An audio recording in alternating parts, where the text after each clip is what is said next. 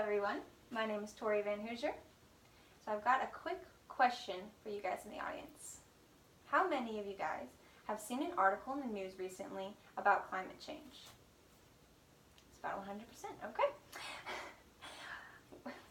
Along with you guys, I have seen plenty of news articles circulating the media, especially on the BBC and CNN. Especially one that caught my eye was about the diseases that have once been eradicated resurfacing in the newly thawed permafrost. The University of Minnesota also led a study with other major universities across the globe, and they found that the world's top 10 crops have lower yield thanks to climate change. Now we read all these articles and we see all these stories regarding some aspect of climate change, but what really is climate change? Climate change is a change in global or regional climate patterns, according to dictionary.com. Climate change is largely attributed to fossil fuel use, such as coal, oil, and petroleum.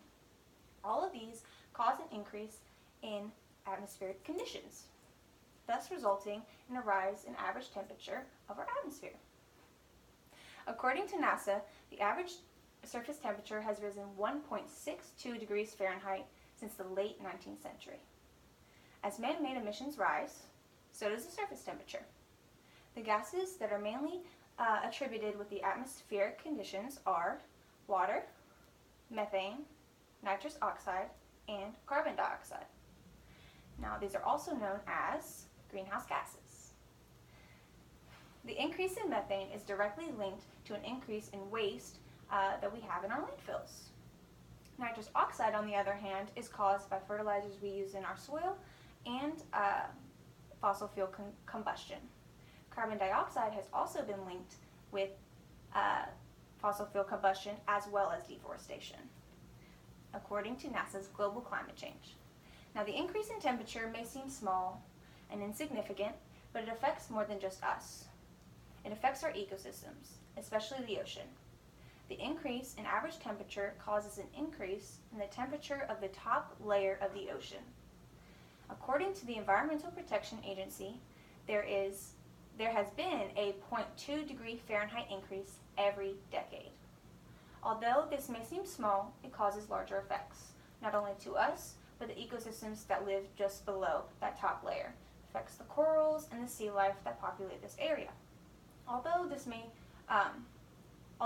affect them as well, it also affects the melting ice caps and causes a change in how they melt. Melting ice caps increase sea levels, which affect many coastal cities all around the world. And it also affects the individuals that live in these cities. It may push them out of their homes. They may face other issues caused by the warming oceans and warming temperatures, such as the increase in tropical storms.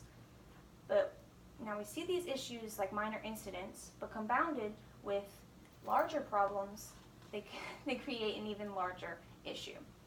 Now this is especially true when weather patterns are affected by both the higher temperatures and the increase in higher atmospheric temperatures.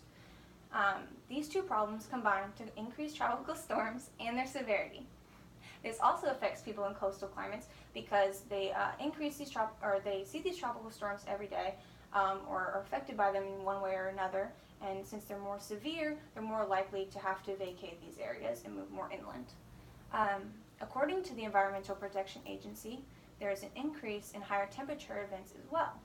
This in turn causes more droughts across the nation as a whole in the world, but it also increases the rate at which permafrost thaws out.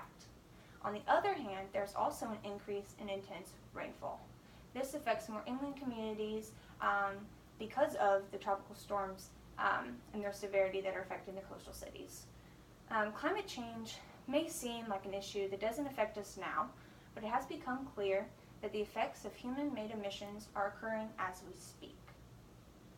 And we can see that with the rise in average temperature, the warming of the oceans, and the change in weather patterns, it affects the overall global climate. Thank you for listening to me. Have a good evening.